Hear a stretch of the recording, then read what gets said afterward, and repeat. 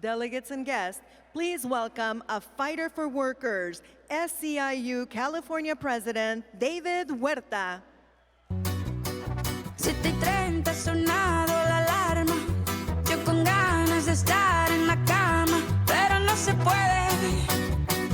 Llevo a los niños a las 9. El mismo café, la misma. There you are. Yes. Hello, delegates. It's a pleasure to be here. Yes, it's a pleasure to be here representing SEIU California's 700,000 strong members. California is leading the way toward a more just economy, and the recent legislative session proved that our elected officials, working with labor, can pass laws that benefit Californians and tilt the table towards working people. At SEIU, we believe that building power through organizing is the only way to win for workers in California and achieve a just and anti-racist society. But organizing isn't easy, and the path to victory isn't paved. One of the principles of organizing is listening.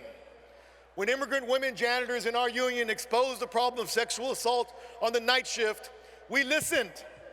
We listened and came to a collective solution that has yielded real results.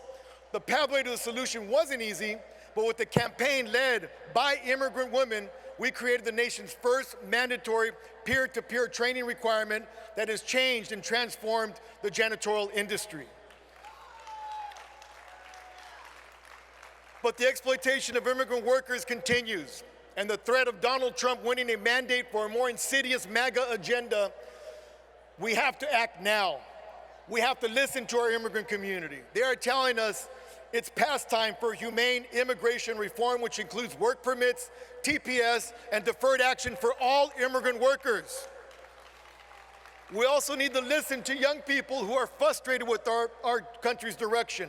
From Black Lives Matter to climate action, our party should say, we hear you and we stand with you.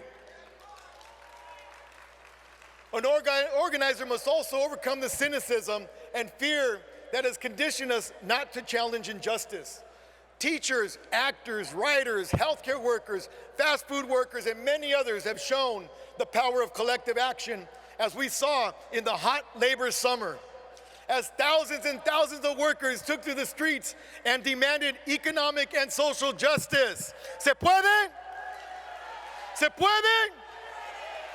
We must convert our legislative victories into lasting change. An organizer always knows the opposition's next step, so what is their next step, and what do we see ahead of us? Increasing attacks on immigrant people, people of color, and the LGBTQ plus community, and increasing threats to our democracy, like the California Business Roundtable that makes it harder for the state to collect much-needed tax revenue from wealthy corporations. These are the same corporations that we fight every day as they exploit working people. MAGA and Donald Trump have said it loud and clear that they plan to deport millions of immigrants by using mass raids and setting up detention camps across the country on day one. But we can win when organizers bring movements and communities together. We can defeat MAGA and continue to move our progressive agenda forward.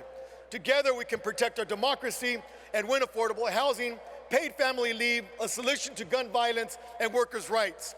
2024 will require progressive movements to unite, and if we organize, we have nothing to fear. In my union, we have a chant. So when I say, when we fight, you answer, we win.